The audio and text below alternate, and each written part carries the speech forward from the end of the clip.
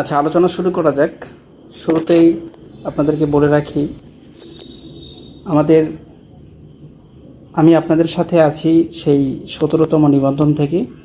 17তম নিবন্ধনে আলহামদুলিল্লাহ আমার হাতে গড়া স্টুডেন্ট 200+ পরীক্ষা দিয়েছিল। তাদের মধ্যে 195 জন পাশ করেছিল প্রিলি পরীক্ষায়, এবং 18তম নিবন্ধনে প্রায় 400-র অধিক স্টুডেন্ট পরীক্ষা দিয়েছিল। সেখান থেকে 393 জন শিক্ষার্থী পাশ করেছিল। এ পর্যায়ে তারপরে আমরা 18তম নিবন্ধন নিয়ে কাজ করি সহকারী মৌলভী পদে এবং বাংলা পদে। সেখানে প্রায় 1300 জন শিক্ষার্থী আমার সাথে যুক্ত ছিলেন, পরীক্ষা দিয়েছেন তারা আমার গ্রুপে, এবং তারা 1300 জন শিক্ষার্থী ছিল। তার মধ্যে সম্ভবত আশা করা যায় ইনশাল্লাহ আশা করা যায় 1000-এর অধিক আল্লাহর রহমতে। আমার দীর্ঘ বিশ্বাস তাদের পড়াশোনার যে একটা তারা যে ইন্সপায়ার্ড হয়েছিল, তাদের যে প্রভাবিত করেছিল, সেই ব্যাপারটা নিয়ে আমি আলহামদুলিল্লাহ খুবই আশাবাদী। আশা রাখি ইনশাল্লাহ অনেকগুলোই চান্স পাবে। তো কথা না বাড়িয়ে আমরা আলোচনা শুরু করি। আমরা আজকে বাংলা ব্যাকরণের আলোচ্য বিষয় দ্বিতীয় পরিচ্ছেদ সম্বন্ধে আলোচনা করব। বলা বাহুল্য যে এটা ক্লাস 9 এবং 10-এর বর্তমান যে নতুন সিলেবাস, এই সিলেবাসের বই না, এর আগের সিলেবাসের যে বাংলা ব্যাকরণ বইটা আছে 9-10-এর, সেখান থেকে আমি চয়ন করেছি বা এখানে আমি আমার ক্লাসে ধরে রেখেছি।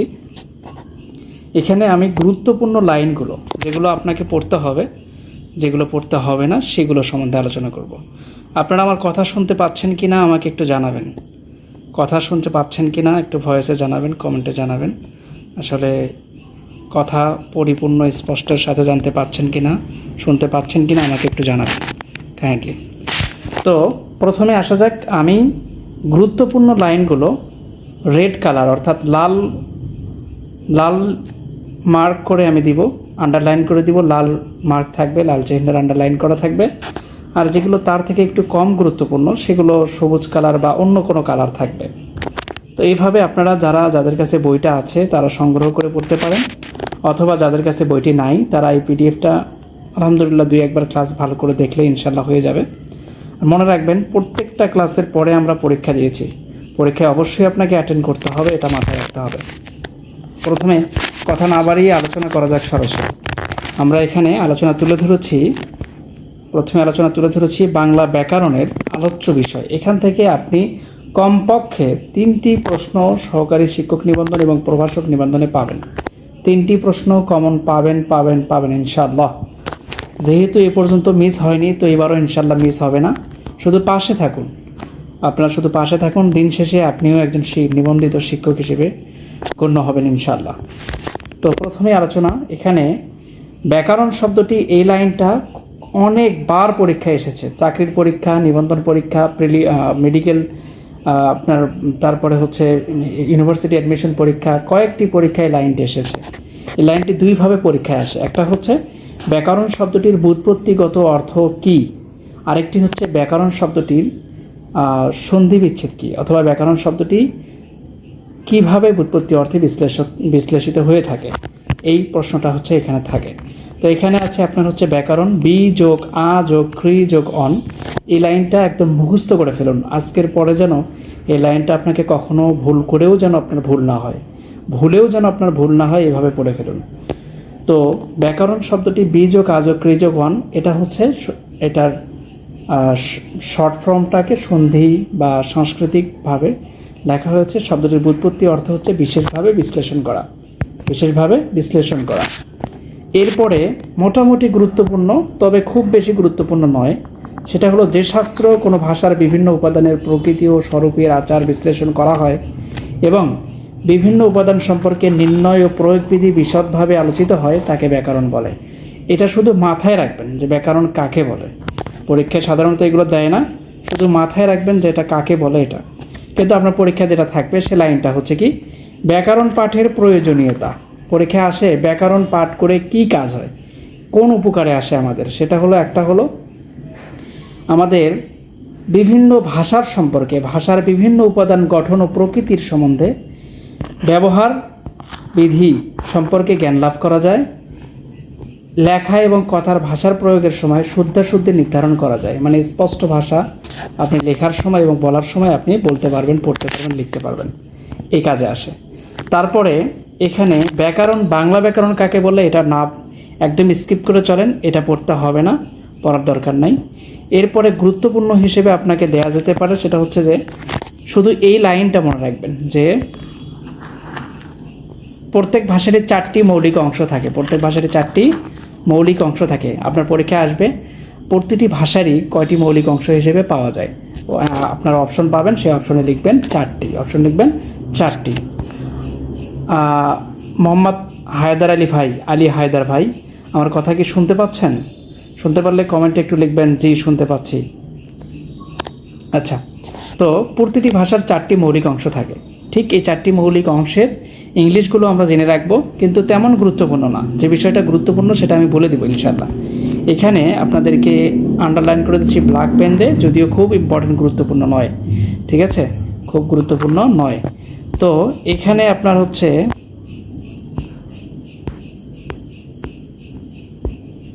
খুব গুরুত্বপূর্ণ নয়, কাজে এটা স্কিপ করলে করতে পারেন। সাউন্ড হচ্ছে ধ্বনি, ওয়ার্ড হচ্ছে শব্দ, এবং সেন্টেন্স বাক্য অর্থ মিনিং, ঠিক আছে, এই কয়টি, এটা গুরুত্বপূর্ণ না। তবে বারবার পরীক্ষায় এসেছে যে লাইনটা, সেটা হচ্ছে সব ভাষারই ব্যাকরণের প্রধানত নিম্নলিখিত 4টি বিষয়ের আলোচনা করা হয়। ব্যাকরণের সব ভাষার ব্যাকরণেই 4টা বিষয় আলোচনা করা হয়। একদম আলোচনা বলতে গেলে করতেই হয়, আলোচনা থাকবেই। সেই 4টা হলো ফোনোলজি, আপনাকে মুখস্থ করে ফেলতে হবে। ফোনোলজি মানে ধ্বনিতত্ত্ব, মরফোলজি মানে হচ্ছে রূপতত্ত্ব, আর স্যান্টেক্স মানে বাক্যতত্ত্ব বা পদক্রম, এবং সেমান্টিক্স মানে অর্থতত্ত্ব। এটা মুখস্থ করবেন, এখান থেকে 1 মার্ক কমন পাবেন ইনশাআল্লাহ, বলে দিলাম। এই 5টা লাইন পড়ে, শুধুমাত্র এই 5টা লাইন পড়ে আপনি 1টা মার্ক কমন পাবেন ইনশাআল্লাহ। আচ্ছা, এরপরে এছাড়া অভিধান তত্ত্ব, লেক্সিকোগ্রাফি, ছন্দ, অলঙ্কার প্রভৃতির ব্যাকরণের আলোচ্য বিষয়। আপনার পরীক্ষা আসতে পারে লেক্সিকোগ্রাফি কি, পরীক্ষা আসতে পারে লেক্সিকোগ্রাফি কি, মনে রাখবেন অভিধান তত্ত্বকে বলা হয় লেক্সিকোগ্রাফি, যেখানে বিভিন্ন শব্দের অর্থ এবং আপনার শব্দের ছন্দ অলঙ্কারগুলো সম্বন্ধে আলোচনা করা হয়েছে। আচ্ছা, এরপরে আলোচনায় আসছে ও ধ্বনিতত্ত্ব কাকে বলে। এই যে এখানে আমরা জানলাম, এখানে যে 4টা নাম জানলাম, ধ্বনিতত্ত্ব, শব্দতত্ত্ব, অর্থতত্ত্ব এবং বাক্যতত্ত্ব, এই 4টার সম্বন্ধে এবার বিস্তারিত আলোচনা।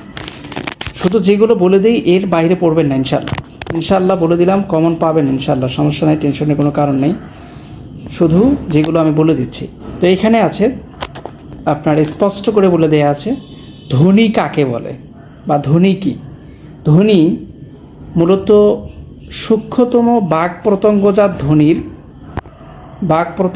ধ্বনির সূক্ষ্মতম মৌলিক অংশকে একক বা ধ্বনিমূল বলা হয়, ঠিক আছে। আচ্ছা, আরেকটু বলি, উচ্চারিত মুখের আওয়াজকে যে কোনো অঙ্গ প্রত্যঙ্গের সাহায্য। আচ্ছা, আপনাকে একটা প্রশ্ন করি আপনাদের, সেটা হলো যে আমরা যে কথা বলি, কথা বলতে কি হাত পায়ের প্রয়োজন পড়ে? না, অবশ্যই কণ্ঠনালী, মুখ বিবর, জিহ্বা, আলজিহ্বা, কোমল তালু, শক্ত তালু, দাঁত, মাড়ি, চোয়াল, ঠোঁট। আপনি ঠোঁট বন্ধ করে কথা বলতে পারবেন? অবশ্যই পারবেন না। তার মানে এই যে অঙ্গ প্রত্যঙ্গর সাহায্যে কথা বলতে হয়, সেই অঙ্গ প্রত্যঙ্গগুলোর সাহায্য নিয়ে উচ্চারিত আওয়াজকে ধ্বনি বলা হয়। এখানে একটা বিষয় মনে রাখবেন, যেটা লেখা হয় সেটাকে বলা হয় বর্ণ, লিখলেই হয়ে যায় বর্ণ, আর বললেই হয়ে যায় ধ্বনি। কথা যদি বলা হয় তাহলে সেটাকে বলা হয় ধ্বনি। যদি বলা হয় আমি মুখ দিয়ে উচ্চারণ করতেছি আমি ভাত খাই, এখানে একটা ধ্বনি, মি একটা ধ্বনি, ঠিক আছে। কিন্তু এটা যখন আপনি বাংলায় লিখতে যাবেন, স্বরে ময় ঋষিকার মি, আমি, যখন এখানে আপনি বাংলা লিখতে যাবেন তখন সেটাকে বলা হবে বর্ণ। তাহলে আশা করি বুঝতে পেরেছেন ধ্বনি এবং বর্ণ কি। ধ্বনি হচ্ছে কথা বা লেখা বা বর্ণের হচ্ছে আপনার লিখিত রূপ, ধ্বনির লিখিত রূপকে বর্ণ বলা হয়, এবং মুখের ভাষাকে, আওয়াজকে, উচ্চারিত শব্দকে ধ্বনি বলা হয়। এটা আপনারা নোট করে ফেলবেন, লিখে ফেলবেন ইনশাআল্লাহ। আচ্ছা, এরপরে বর্ণ কাকে বলে, এখানে বলেই দেওয়া আছে বর্ণ কাকে বলে, খেয়াল করে দেখুন। প্রত্যেক ভাষায় লেখার সময় এক একটি প্রতীক বা চিহ্ন ব্যবহার করা হয়, এটাকে বর্ণ বলা হয়। বাংলায় এই প্রতীক বা চিহ্নকে বলা হয় লেটার বা বর্ণ। তাহলে যেটা মুখ দিয়ে আমরা উচ্চারিত করি, একটু খেয়াল করে দেখুন, আবারও আমি দেখাচ্ছি। যেটা আমরা মুখ দিয়ে উচ্চারণ করি, এই যে আমি কালার দিয়ে দিচ্ছি, যেটা আমরা মুখ দিয়ে উচ্চারণ করি সেটাকে বলা হয় হচ্ছে ধ্বনি। আর যেটা লেখার সময় আমরা লিখি যেটা লেখা হয় সেটাকে বলা হয় বর্ণ। কথাটা যেন ভুলে না যান, পরীক্ষায় আসেই ইনশাল্লাহ বরাবরই। এগুলো প্রিভিয়াস ইয়ার কোশ্চেন যখন আমি সলভ করবো তখন আপনারা দেখতে পারবেন যে সচরাচর ওই কোশ্চেনগুলোই বারবার আসে, তাহলে দেখুন এখানে খেয়াল করুন। তো বাংলায় আমরা এখানে দেখতে পাচ্ছি উচ্চারিত আওয়াজকে ধ্বনি বলা হয় এবং লিখিত বর্ণকে বলা হয়, বা লেখার যে অক্ষরগুলো আমরা লিখে থাকি বা সাংকেতিক চিহ্ন ব্যবহার করে থাকি সেগুলোকে বর্ণ বলা হয়।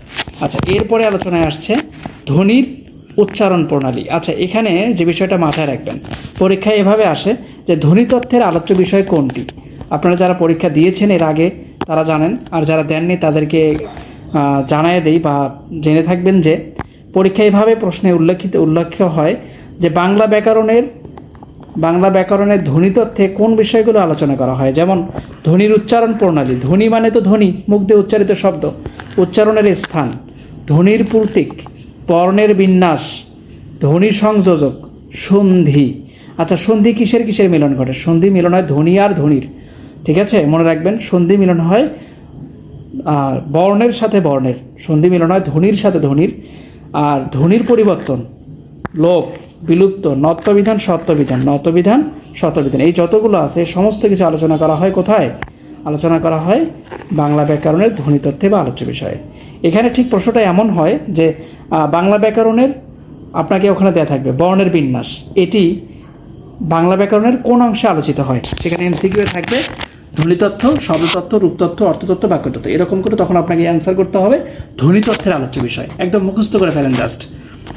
এই বললাম তো, এই চ্যাপ্টার থেকে আপনি 3টা অথবা 4টা কোশ্চেন পাবেন ইনশাল্লাহ, কোনো প্রকার বিঘ্নতা ছাড়া একেবারে পড়ে ফেলুন, জাস্ট পড়ে ফেলুন। আচ্ছা, রূপতত্ত্ব। এবার আসুন, রূপতত্ত্ব কাকে বলে?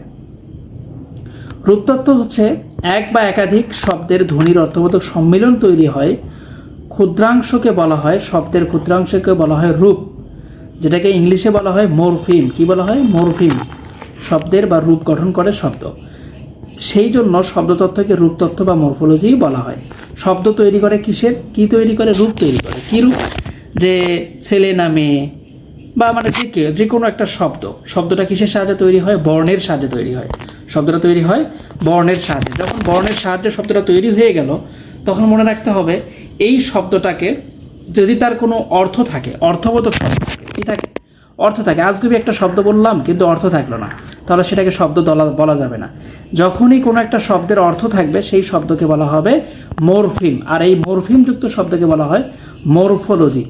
সেই জন্য শব্দতত্ত্বকে রূপতত্ত্ব বা মরফোলজি বলা হয়। আপনি জাস্ট মুখস্থ করে ফেলবেন এইভাবে, শব্দের ক্ষুদ্রাংশকে বলা হয় রূপ, আর এই রূপকেই বলা হয় রূপতত্ত্ব। শব্দের ক্ষুদ্রাংশকে বলা হয় রূপ এবং এই রূপ গঠন করে শব্দ, সেই জন্য শব্দতত্ত্বকে রূপতত্ত্ব বা মরফিম বা মরফোলজি বলা হয়, মনে রাখবেন। আচ্ছা, এরপরে আলোচনায় আসছে বাক্যতত্ত্ব। বাক্যতত্ত্বের জন্য খুবই গুরুত্বপূর্ণ পড়াটা সেটা হলো যে এখানে আপনাকে কোনটি বাক্যতত্ত্বের অংশ এটা পরীক্ষায় আসে। আচ্ছা, বাক্যতত্ত্ব মানে কি? বাক্যতত্ত্ব মানে হলো বাক্য নিয়ে যেটা আলোচনা করা হয়, বাক্যে নিয়ে যেটা তথ্য দেওয়া হয় সেটাই বাক্যতত্ত্ব। খেয়াল করে দেখুন, বাক্যের তত্ত্ব, বাক্যের গঠন প্রণালী, বিভিন্ন উৎপাদনের সংযোজন, বিয়োজন, এদের স্বার্থের ব্যবহারযোগ্যতা, বাক্য মধ্যে শব্দ বা পদের স্থান বা ক্রম, এটা পরীক্ষায় আসে। কাজে এটা আমি রেড কালার দিয়ে বুঝিয়ে দিলাম। পদের রূপ পরিবর্তন, এগুলো পরীক্ষায় আসে, ঠিক আছে। এই সমস্ত বিষয়গুলো ইত্যাদি বিষয়গুলো বাক্যতত্ত্বে আলোচিত হয়ে থাকে। আমি যে শীট দেবো সেই শীটের মধ্যে অবশ্যই পাবেন প্রতিটা কোশ্চেন বাই কোশ্চেন থাকবে, টেনশনের কোনো কারণ নাই ইনশাল্লাহ। এই পিডিএফ ফাইলটাও আমি দিয়ে দিব, টেনশনের কোনো কারণ নেই, ঠিক আছে। বাক্যের মধ্যে কোন কোন পদের পর কোন পদ বসে, কোন পদের স্থান কোথায়, বাক্যতত্ত্বে এসবের পূর্ণ বিশ্লেষণ থাকে। যেমন আমরা যেটাকে ইংলিশে বলে থাকি পার্টস অফ স্পিচ, এই পার্টস অফ স্পিচের মধ্যে কোন পদ কোথায় বসে, নাউন কোথায় বসে, ভার্ব কোথায় বসে, যেমন বাংলায় ক্রিয়া কোথায় বসে, কর্তা কোথায় বসে, কর্ম কোথায় বসে, তাই না? এগুলো আমরা চিনব ইনশাল্লাহ। তো সেই বিষয়গুলোই আলোচনা করে থাকে বাক্যতত্ত্ব, মাথায় রাখবেন। পদের মিলন, পদের পর কোন পদ বসে, এক পদের সাথে অন্য পদ কোথায় কিভাবে বসে থাকে, এবং এই সমস্ত আলোচনা করা হয় বাক্যতত্ত্বে। আর এই লাইনটা খুবই গুরুত্বপূর্ণ, বাক্যতত্ত্বকে পদক্রম বলা হয়। আবারও বলছি, এই লাইনটা খুবই গুরুত্বপূর্ণ। বাক্যতত্ত্বকে পদক্রমমালা আমি মার্ক করে দিয়েছি, ভালো করে খেয়াল করুন। এখানে একটা মার্ক করে দিয়েছি, খেয়াল করে দেখবেন তাহলেই পারবেন, ঠিক আছে? যেগুলো আমি মার্ক করে দিয়েছি এগুলো মিস করবেন না ইনশাল্লাহ।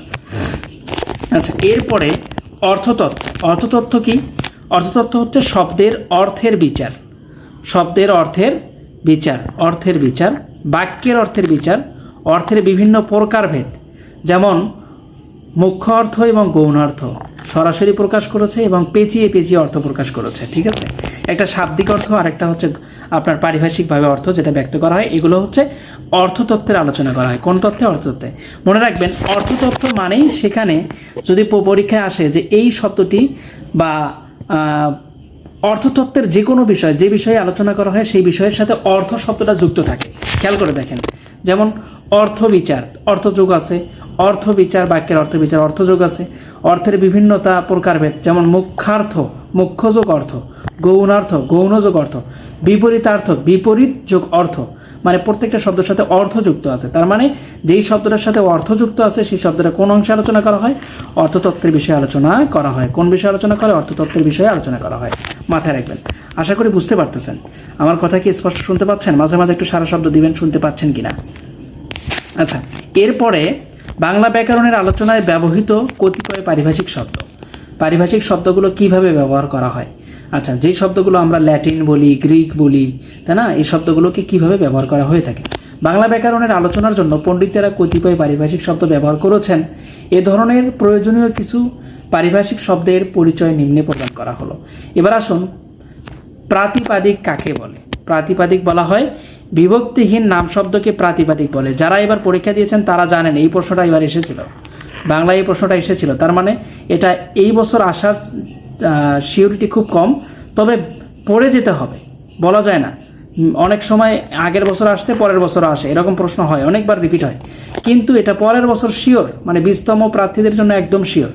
তো বিভক্তিহীন নাম শব্দকে প্রাতিপাদিক বলে। এবার প্রশ্ন হতে পারে, হায়দার ভাই হয়তো প্রশ্ন করতে পারেন যে স্যার বা ভাইয়া হচ্ছে প্রাতিপাদিক কাকে বলে? তো এখানে পড়লাম বিভক্তিহীন নাম শব্দকে প্রাতিপাদিক বলে। বিভক্তি হচ্ছে এই, যেমন আমি আপনাকে বললাম বাগানে অনেক ফুল আছে, বাগানে, ন তে একার। বিভক্তি যখন আপনাদেরকে পড়াবো তখন দেখবেন এই অন্তস্ততে র এর এই শব্দগুলোকে বিভক্তি বলা হয়। হতে থেকে চেয়ে, যেমন আমার থেকে রহিম 10 টাকা পায়। আমার থেকে কয় টাকা পায়? থেকে বলছি, থেকে। আমার হতে রহিম লম্বা, আমার চেয়ে করিম সুন্দর। এই শব্দগুলো যে হতে থেকে চেয়ে যে ব্যবহার করলাম, এই শব্দগুলোকে বলা হয় বিভক্তি। আর এই বিভক্তি যদি কোনো শব্দের সাথে যুক্ত না থাকে তাহলে সেই শব্দকে বলা হয় প্রাতিপাদিক। মনে রাখবেন, বিভক্তি সবসময় নাউনের সাথে যুক্ত হয় এবং নাউনের সাথে যুক্ত হয়। সবসময় কার সাথে যুক্ত হয়? নাউনের সাথে। তবে কখনো কখনো ক্রিয়ার সাথে যুক্ত হতে পারে। যেমন এখানে আমি কয়েকটা উদাহরণ খেয়াল করুন। হাত, বই, কলম, তিনটাই কিন্তু নাউন, মানে বিশেষ্য, বাংলায় বলা হয় বিশেষ্য। তাহলে প্রাতিপাদিক কাকে বলে? শুধু এই কথাটা মুখস্থ করে ফেলুন। প্রাতিপাদিক বলা হয় বিভক্তিহীন নাম শব্দকে প্রাতিপাদিক বলা হয়।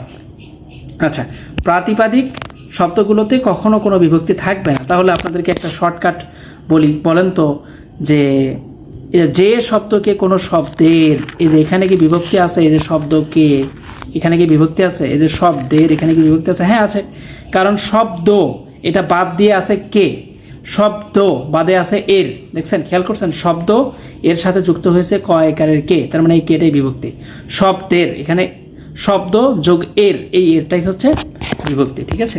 এগুলো আমরা বিভক্তির ক্লাসে অবশ্যই আলোচনা করবো ইনশাল্লাহ, টেনশনের কোনো কারণ নাই। শুধু সময় দেন, পাশে থাকুন। এখনও সার্কুলার দেয়নি, কাজে চাপ নেবেন না, টেনশন নেবেন না। প্রত্যেক দিন রেগুলার ক্লাসগুলো করুন, জাস্ট রেগুলার ক্লাসগুলো করুন, ইনশাল্লাহ দেখবেন।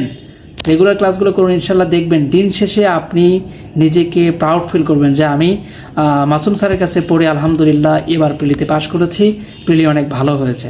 শুধু পাস নয়, আমি বলবো আপনারা 70+ মার্ক পাবেন ইনশাল্লাহ। শুধু পাশে থাকুন, আর একটু একটু করে, বেশি তো পড়া আমি দেই না, 3-4 পৃষ্ঠা করে দেই। যদি মোবাইল হাতেও রাখেন তো 30-40 মিনিট ভালোভাবে পড়লে ইনশাল্লাহ হয়ে যাবে, ঠিক আছে? আচ্ছা, এই পর্যায়ে আলোচনায় আসছে যে হচ্ছে সাধিত শব্দ। সাধিত শব্দ কাকে বলে? খেয়াল করে দেখুন। সাধিত শব্দ বলা হয় মৌলিক শব্দ ব্যতীত অন্য সব শব্দকে সাধিত শব্দ বলে। এটাকে আমি একটু দেখাই। সেটা হলো যে মৌলিক শব্দ ব্যতীত। মৌলিক শব্দ কোনগুলো? যে শব্দগুলোকে ভাঙা যায় না, যে শব্দগুলোকে যে শব্দগুলোকে ভাঙা যায় না সেগুলোকে মৌলিক শব্দ বলে।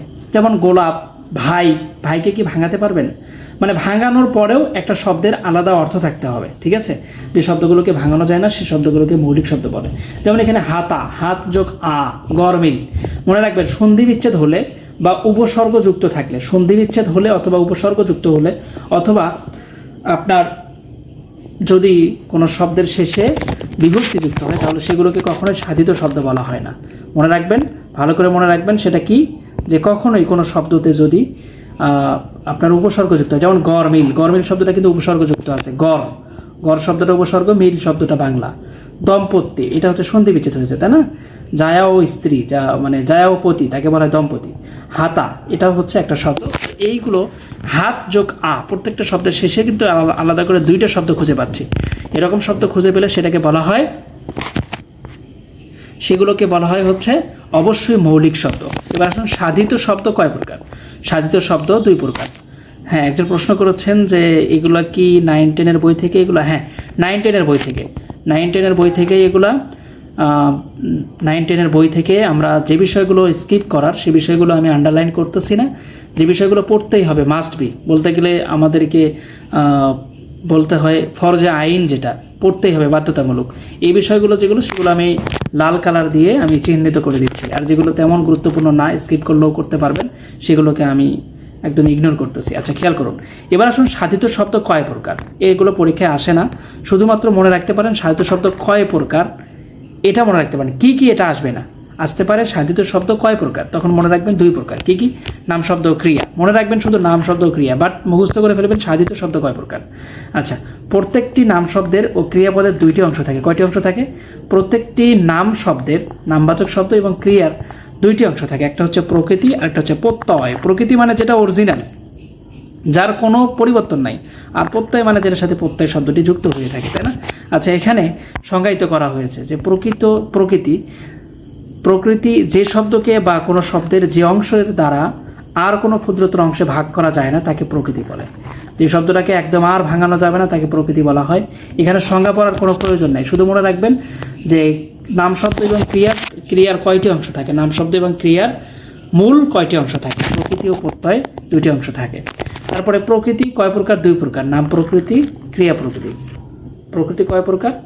প্রকৃতি হচ্ছে নাম প্রকৃতি আর ক্রিয়া প্রকৃতি, দুই প্রকার, মনে রাখবেন, আর কিচ্ছু করতে হবে না। আরেকটা কথা মাথায় রাখবেন, এখানে যে এক্সাম্পলগুলো দেওয়া আছে 4টা 5টা বা 3টা, যে কটাও এক্সাম্পল দেওয়া আছে মুখস্থ করে ফেলেন জাস্ট। আমি খেয়াল করেছি এর বাইরে একটাও দেয় না। যেমন এই বছর সম্ভবত ফুলেলো শব্দটা এসেছিল, আমার ঠিক মনে পড়ছে না, তবে ফুলেলো শব্দটা মনে হয় এসেছিল। আমরা প্রশ্নে অ্যানালাইসিসে আমরা দেখে দিব, সমস্যা নেই, সেটা কোনো কারণ নাই, আমরা দেখে দিব।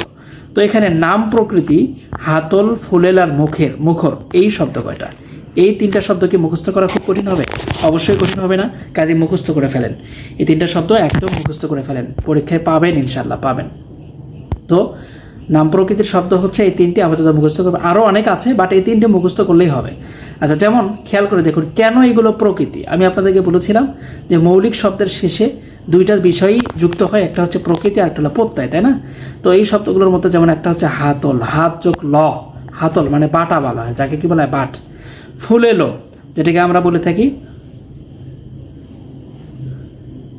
ক্লাস শুরু হবে 9টা, গ্রুপে জানিয়ে দেওয়া হয়, আমি গ্রুপে অ্যাড করে দিব। মোরসালিনা, আমি গ্রুপে অ্যাড করে দিবনি, হোয়াটসঅ্যাপ থেকে একটু নক দিয়ে রেখো, আমি গ্রুপে অ্যাড করে দিবনি, সমস্যা নেই। আচ্ছা, নাম প্রকৃতি, এখানে নাম প্রকৃতির শব্দ যে আমরা দেখলাম, তারপরে এখানে লেখা আছে যে ফুলেলো শব্দটা, আর এখানে হাতল এবং হাত বাটা, ঠিক আছে? এখানে ফুলেলো শব্দটা কি? ফুল শব্দ অর্থ তো আমরা জানি ফ্লাওয়ার, ফুল, গোলাপ, শাপলা, তাই না? বিভিন্ন ধরনের ফুল। আর এল শব্দটা অর্থাৎ এ আর ল, এই শব্দটার অর্থ হচ্ছে ফুল জাত, যেটাকে আমরা ফুলেলো শুভেচ্ছা বলি। নেতা, এমপি, মন্ত্রী বা বড় সড় লিডার পার্সনদেরকে আমরা যখন শুভেচ্ছা জানাই সেটা কি ফুলের সাথে জানাই, তাকে বলা হয় ফুলেলো শুভেচ্ছা, তাই না? এটাকে বলা হয় ফুলেলো শুভেচ্ছা। আচ্ছা, খেয়াল করুন, মুখর, মুখর শব্দের অর্থ হচ্ছে বাচাল, অনেক মুখ, ঠিক আছে? মুখর শব্দের অর্থ হচ্ছে বাচাল, মানে প্রচুর কথা বলে, ঠিক আছে? প্রয়োজন ছাড়া যারা কথা বলে তাদেরকে বাচাল বলা হয়। কিন্তু আগে সংজ্ঞা ছিল এরকম, যারা অতিরিক্ত কথা বলে তাদেরকে বাচাল বলা হয়। কিন্তু এখন বলতে হয় এইভাবে যে প্রয়োজন ছাড়া যে কথা বলে তাকে বাচাল বলা হয়।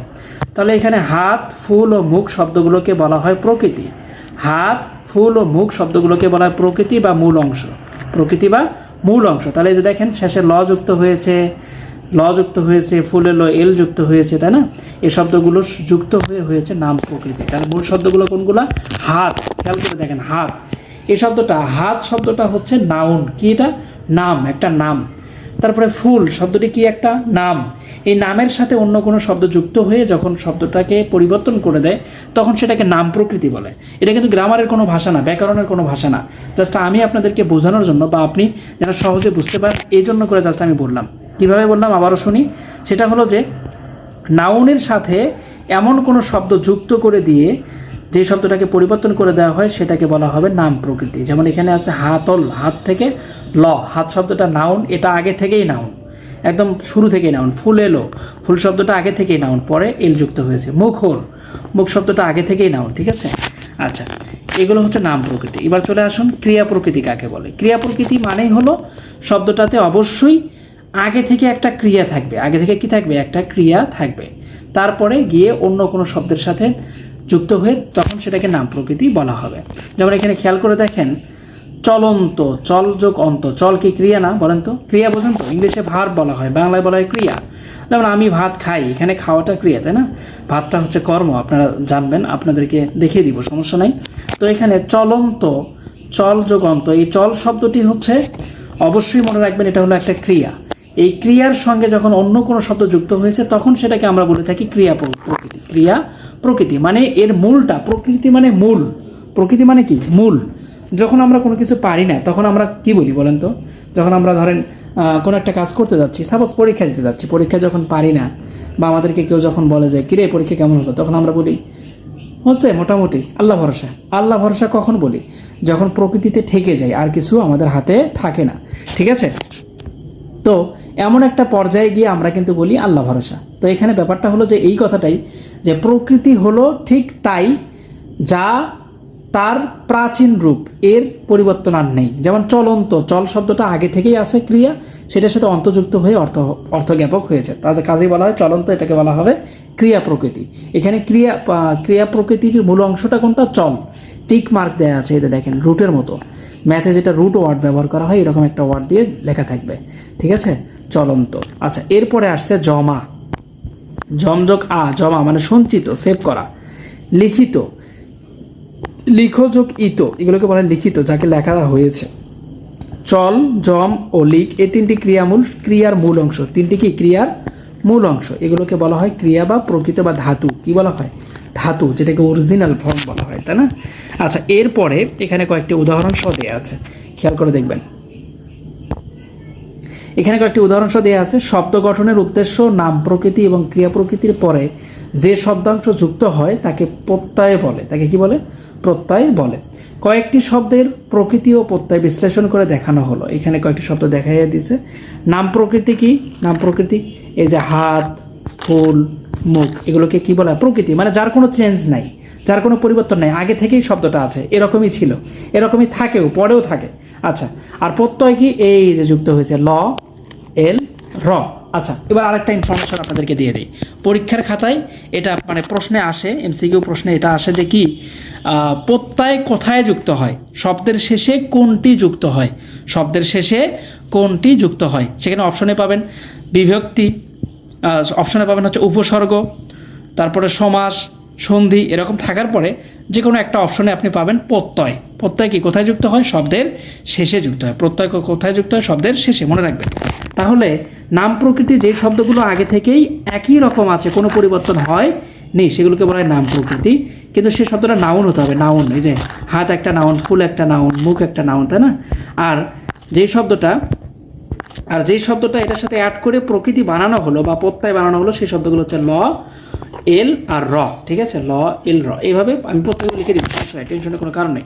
আচ্ছা, প্রত্যয়ান্ত শব্দগুলো কি? প্রত্যয়ান্ত শব্দগুলো জাহাতল, প্রত্যয়ান্ত, আন্ত মানে শেষে যুক্ত হয়েছে প্রত্যয় যেগুলোর যুক্ত হয়েছে সেগুলোকে বলা হয় প্রত্যয়ান্ত, যেখানে প্রত্যয় শব্দটি খুঁজে পাওয়া যায় বা আছে। তাহলে প্রত্যয় শব্দটি হচ্ছে হাতল, ফুলেলো এবং মুখর। এরপরে আসছে ক্রিয়া প্রকৃতি। ক্রিয়া প্রকৃতি হচ্ছে যেই শব্দটা আগে থেকেই ক্রিয়া আছে, যে শব্দটা কি আছে? আগে থেকেই ক্রিয়া, আগে থেকে যে শব্দটা কি আছে? জমা, ক্রিয়া, তাই না? আচ্ছা, ক্রিয়া কিন্তু নাউনের কাজ করেছে, তাই না? আর তারপরে যখন অন্ত শব্দটা যুক্ত হয়েছে, অন্ত আর আ, এই শব্দগুলোকে বলা হয় প্রত্যয়। আর প্রত্যয়ান্ত শব্দ যখন এই শব্দ প্লাস এটা আর এটা যোগ হয়ে গেছে তখন সেটাকে বলা হয় প্রত্যয়ান্ত শব্দ। আশা করি বুঝতে পেরেছেন। এটা একটা আমি লিস্ট দিয়ে দিব, যার বাহিরে পরীক্ষা আসবে না ইনশাআল্লাহ। আচ্ছা, এরপরে হচ্ছে বাংলা শব্দ গঠনে দুই প্রকার প্রত্যয় পাওয়া যায়। কয় প্রকার প্রত্যয় পাওয়া যায়? দুই প্রকার। একটা হচ্ছে তদ্ধিত প্রত্যয় আর একটা হচ্ছে কৃত প্রত্যয়। পরীক্ষায় আসে সাধারণত তদ্ধিত প্রত্যয়ও আসে, কৃত প্রত্যয়ও আসে, কিন্তু তদ্ধিত প্রত্যয় বেশি আসে। আর পরীক্ষায় এটা আসে যে প্রত্যয়ে বাংলা শব্দ গঠনে কয় প্রকার প্রত্যয় পাওয়া যায়। মনে রাখবেন দুই প্রকার। এখনকার ব্যাকরণে যদিও অ্যান্সার আছে তিন প্রকার, কিন্তু এগুলো এখনকার ব্যাকরণ অনুযায়ী আপনি কখনোই অ্যান্সার করবেন না, কারণ এখনকার ব্যাকরণ অনুযায়ী এখনও আপনার পিটিশন বা এখনোভাবে সরকারি কোনো পরীক্ষায় এখনও এই বইটা গ্রান্টেড হচ্ছে না।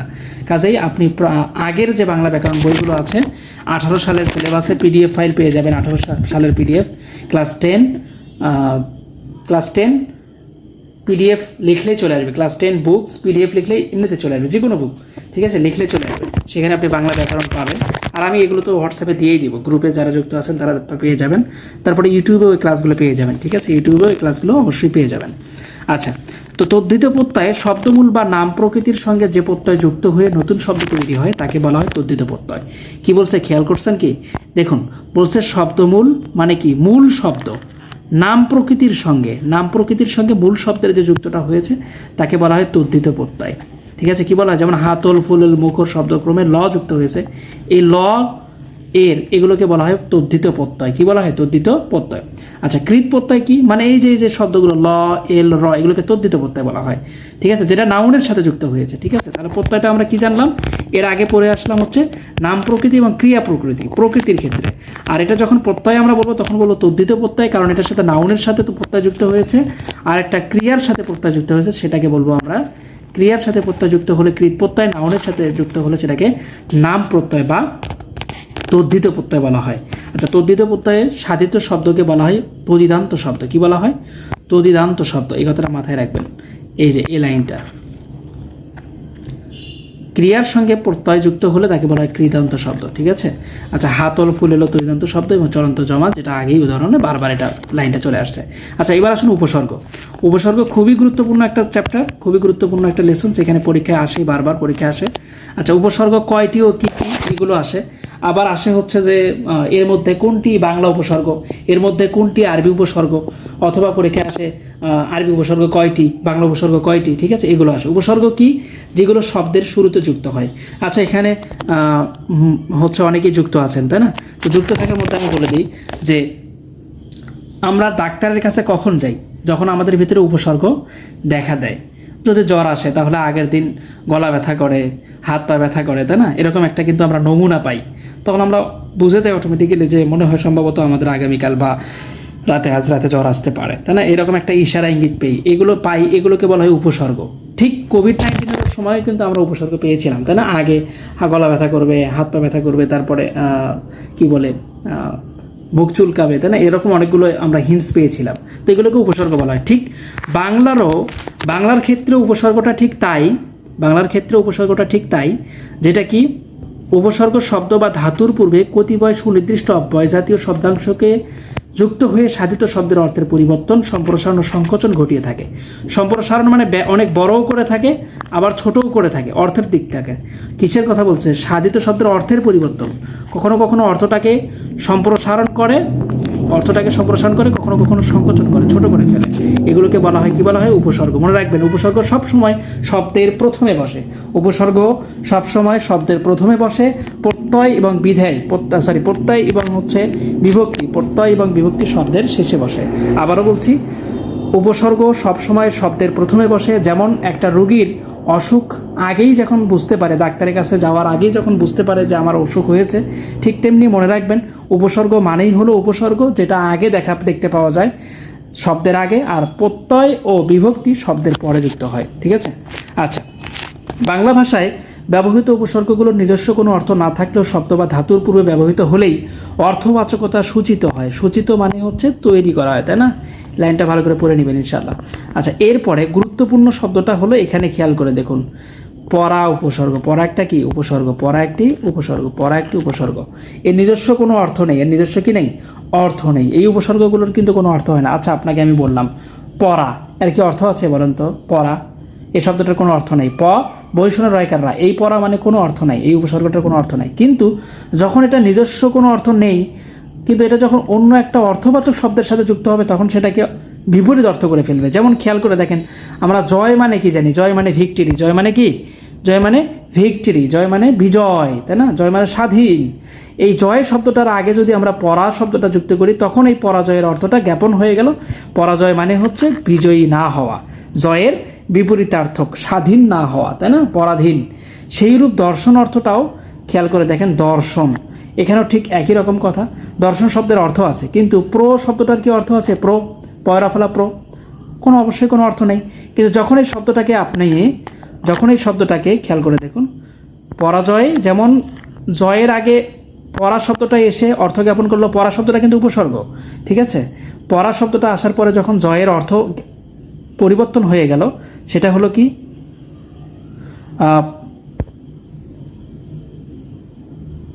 আচ্ছা হায়দার ভাই বলছেন দুই এক সময় পড়াগুলো বোঝা যায় না, সেটা হচ্ছে আপনার লেখার সেটা হচ্ছে আপনার নেটের সমস্যা। আমার এখানে নেট ফুল নেট, আপনাদের জন্য শুধুমাত্র নেটটা আমি নিয়ে নিয়েছি। নেটের আমার এখানে কোনো সমস্যা না, আপনার ওখানে নেটের সমস্যা।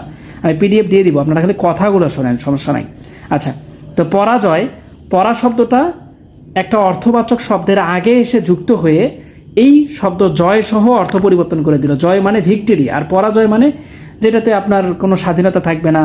তারপরে হচ্ছে আপনার কি বলে, জয়ের বিপরীত শব্দ অস্বাধীন, আপনার পরাধীন, তাই না? অন্যের অধীন, ঠিক আছে? আচ্ছা, একটা হলো দর্শন। দর্শন শব্দটার অর্থ আছে দর্শন মানে দেখা। দর্শন মানে কি? দেখা, কোনো কিছু দেখা। আর এই প্রো শব্দটার কিন্তু কোনো অর্থ নাই, কিন্তু যখন এই শব্দটা আগে চলে আসলো তখন সেটাকে বলা হয় প্রদর্শন। প্রদর্শন মানে কি? বিশেষভাবে দেখা করা, বিশেষভাবে সেটা দেখা, তখন একটা আলাদা অর্থ চলে আসছে, বিশেষভাবে দেখা। বুঝতে পেরেছেন? আশা করি বুঝতে পেরেছেন। আচ্ছা, বাংলা ভাষায় 3 প্রকারের উপসর্গ দেখা যায়। কয় প্রকারের উপসর্গ দেখা যায়? 3 প্রকার। সংস্কৃত, বাংলা, বিদেশি উপসর্গ। সংস্কৃত, বাংলা, বিদেশি উপসর্গ, এই 3টা প্রকার বাংলায় দেখতে পাওয়া যায়। এই 3 প্রকারের মধ্যে বাংলা উপসর্গ, সংস্কৃত উপসর্গ এবং বিদেশি উপসর্গ। বিদেশি উপসর্গের মধ্যে রয়েছে আরবি, ফার্সি, পরে আলোচনা করে দিব, সমস্যা নাই, টেনশন নাই, কয়টি উপসর্গ দিয়ে দিব। আচ্ছা, সংস্কৃত উপসর্গ প্রো, পরা, অপ, এই 3টা এখানে দিয়ে রাখছে আপাতত সান্ত্বনা দেওয়ার জন্য, আপনাদেরকে বোঝানোর জন্য জাস্ট দিয়ে রাখছে সান্ত্বনা। তো সান্ত্বনা স্বরূপ আমরাও নিয়ে নিলাম প্রো, পরা, অপ, এই 3টা হচ্ছে উপসর্গ। এরূপ 20টি সাংস্কৃতিক তৎসম উপসর্গ রয়েছে। কয়টি রয়েছে? 20টি তৎসম উপসর্গ রয়েছে, 20টি, মনে রাখবেন। সংস্কৃত উপসর্গ কয়টি? পরীক্ষায় যদি আসে সংস্কৃত উপসর্গ কয়টি, আবারও বলছি, পরীক্ষায় যদি আসে যে সংস্কৃত উপসর্গ কয়টি, তাহলে কি লিখবেন? অবশ্যই কমেন্ট করেন, অবশ্যই কি লিখবেন? 20টি, মাথায় রাখবেন, সংস্কৃত উপসর্গ 20টি। আচ্ছা, এবার যদি পরীক্ষায় আসে বাংলা ভাষায় উপসর্গ কয় প্রকার, বাংলা ভাষায় উপসর্গ কয় প্রকারে দেখা যায়, তাহলে কি লিখবেন? 3 প্রকার। কয় প্রকার? একটা হচ্ছে 20টি হচ্ছে সংস্কৃত উপসর্গ, আর 3 প্রকার লিখবেন হচ্ছে অবশ্যই কোনটা? এই সংস্কৃত, বাংলা এবং বিদেশি। সংস্কৃত, বাংলা এবং বিদেশি, এই 3টি হচ্ছে কি বাংলা ভাষার উপসর্গের প্রকারভেদ। কমেন্ট করবেন, বারবার কমেন্ট করবেন। কোনো প্রশ্ন লাগলে, কোনো প্রশ্ন বুঝতে না পারলে এবং আমার কথা শুনতে না পারলে, আর আমি যদি কোনো প্রশ্ন করি তার উত্তর দিতে আপনারা বারবার কমেন্ট করবেন। আচ্ছা, এবার তৎসম উপসর্গ তৎসম শব্দ বা ধাতুর পূর্বে ব্যবহৃত হয়। এই যে বলে দিয়েছে, তৎসম শব্দটা কোথায় ব্যবহৃত হয়? ধাতুর পূর্বে, মানে ক্রিয়ার পূর্বে, তাই না? পূর্ণ একটি তৎসম শব্দ, পূর্ণ একটি কি শব্দ? তৎসম শব্দ। আচ্ছা, তৎসম শব্দ কি, এটা আলোচনা করেছিলাম, হয়তো আপনারা খেয়াল করেননি। বলেছিলাম যেই শব্দগুলোতে দীর্ঘকার থাকে, দীর্ঘকার, এবং মূর্ধন্য থাকে এবং রেপ থাকে, বয়সনের ওই যে রেপ, উপরে যে রেপ আছে, রেপ, তাই না? রফালা যেটাকে আমরা বলি, তো রেপ আছে। এই শব্দগুলো যেখানে ব্যবহার হবে, বফালা, জফালা, মফালা, লফালা, এই শব্দগুলো যেখানে ব্যবহার করা হবে সেই শব্দগুলোই হচ্ছে তৎসম শব্দ। যেই শব্দটা উচ্চারণ করতে একটু কষ্ট হয়, যেমন চন্দ্র উপসর্গ, চন্দ্র এটা হচ্ছে তৎসম শব্দ, কিন্তু চাঁদ এটা হচ্ছে চলিত শব্দ বা তদ্ভব শব্দ, ঠিক আছে? এইভাবে শব্দগুলোকে আলোচনা করা যেতে পারে। আচ্ছা, খেয়াল করে দেখুন, পরি উপসর্গ যুগে হয় পরিপূর্ণ, আর হরা বা ঘয়ে যুগে যুক্ত করা হয় এগুলো, ঠিক আছে? এটা পড়ে নেবেন জাস্ট, এগুলো তেমন গুরুত্বপূর্ণ না, আমি দিয়ে দিব শব্দগুলো, প্রতিটা শব্দ দিয়ে দিব। যেমন বিহার, হার মানে হারা, তাই না? আর বিহার মানে হচ্ছে ভ্রমণ করা। আহার, হার মানে কিছুই না, কোনো অর্থ নেই, আর আহার মানে হচ্ছে খাওয়া, 2টা শব্দ আলাদা যুক্ত হয়ে অর্থ পরিবর্তন হয়ে গেছে, তাই না? তো দুইটা শব্দ যুক্ত হয়েও কখনো কখনো কী হতে পারে, পরিপূর্ণ অর্থজ্ঞাপক শব্দ হতে পারে। আচ্ছা, এবার আসুন খাঁটি বাংলা উপসর্গ কাকে বলে। খাঁটি বাংলা উপসর্গ কয়টি ও কী কী, এগুলো সব দিয়ে দেবো, ফাইল পেয়ে যাবেন, সমস্যা নেই। বাংলা উপসর্গ অ, অনা, অঘা, এখানে কয়েকটি দেওয়া আছে, এই কয়টা মনে রাখবেন। ইত্যাদি অব্যয় জাতীয় শব্দাংশ বাংলা উপসর্গ। অব্যয়, এই শব্দগুলোকে অব্যয় বলা হয়, যার কোনো অর্থ থাকে না। খাঁটি বাংলা শব্দের আগে এগুলো যুক্ত হয়। খাঁটি বাংলা শব্দ বোঝেন, যেমন গঞ্জ, চোঙ্গা, ডাগর, ঢেকি, কুড়ি, এই শব্দগুলোকে বলা হয় হচ্ছে কি, বাংলা, খাঁটি বাংলা শব্দ। আচ্ছা, এই শব্দগুলোর পূর্বে আমরা অবশ্যই খাঁটি বাংলা উপসর্গই ব্যবহার করে থাকি, এটা মাথায় রাখবেন। কয়টিও কী কী পরে দিয়ে দিব, সমস্যা নেই।